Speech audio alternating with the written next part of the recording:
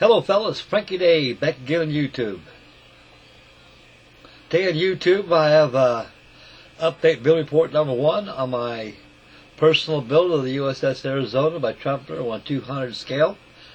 I haven't done too much 200 today, folks. I've been going through the box of the kit, contents of the kit itself, trying to figure out the best way and easiest way to attack this model. There's so many parts to this model. So the only way to start building this model is from the hull up. As you can see, this hull comes in half, folks.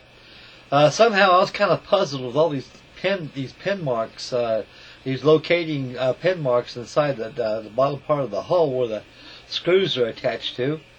And as we'll zoom in, we'll more or less discuss that. But as of now, this is the first update of the long build of this kit.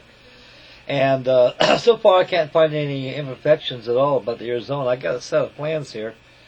In 1/192 scale, which is 1/16 scale. That means 1/16 of an inch equals 1 foot scale. And it's drawn by Tom Walkerwick out of the floating dry dock. He's an ex-naval architect. And those plans he got in Arizona were scaled off the original plans. And the original plans, they concur pretty much to the kit. And so this kit actually is pretty accurate in some respects.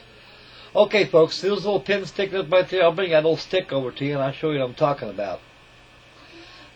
Somehow this model is left in the dark. You just got to figure it out, which is when you're dealing with a model that's made by foreign people. They don't think like American people do in a lot of ways, and especially engineering. But those pins right there looks like some kind of a location for motor mounts. If we'd like to make this model radio control, that's the only thing I can think is there's nothing on the upper part of the hull that attaches to the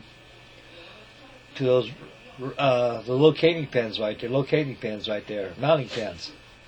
So somehow it seems like to me. They're motor mounts made for engines, for your electric motors.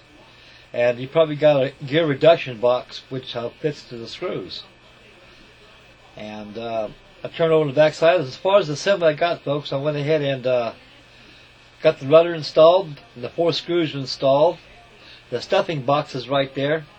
They're polished silver right there, some kind of nickel silver they use.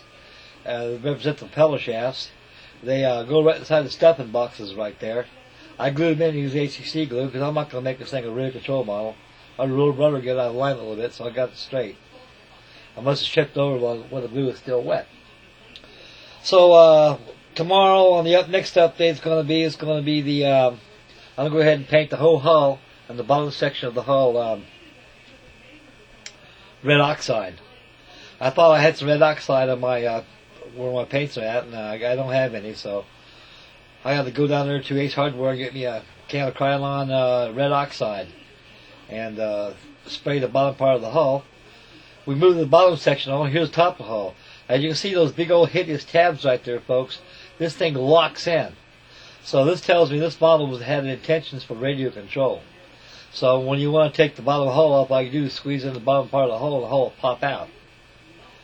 And those 4 screws that I showed you in box review screw the hull down to the bottom section of the hull, keep it from coming out. So evidently this model had intentions for radio control, and somehow Trumpeter fudged out and they left it optional for the radio control buff in mind. So he can do his own modifications by using those mounting pins for your motor mounts. We'll go on to. You can see right here, I put I snapped the forecastle hole, the forecastle foredeck on there, and it's pretty tight fit, folks. You can't really see that crack very much on there, that seam. So I learned pretty much that this kit is. That's one thing about these Asian brother kits, guys. They impress you into buying more goodies for it after you've shelled out a lot of money for this thing. This kit retails $300. But wife got it for a sale for $200 because it's Christmas, and so I saved us a heaping $100. Then you got to spend another $70 just on a seems like to me some kind of a wooden deck that you can buy, which is actually which is an extra touch feature. And so there's extra parts, accessory parts that can go out to this kit separately. There you go again, folks. You're running into money. So that's the traps of dealing with a kit of this nature. And there's Ugly Jack right there with a cigar in his mouth. And we'll zoom in a little bit, and I'll finish up the video. The video's going to be short, folks. There ain't much to show on it as far as I got on the installation of the screws and the rudder. So I went down there to the hobby shop there. I got me some Vallejo paint. I like that Vallejo. Vallejo's pretty good stuff, and it's cheaper than Vallejo Master. I was really surprised. And I don't know how accurate those colors, Vallejo colors, are, but I went and did some more research on it. The Arizona was painted in the measure 1. It's called 5S, which is dark sea blue. So if anybody wants to get this kit, this is in a measure of C5S.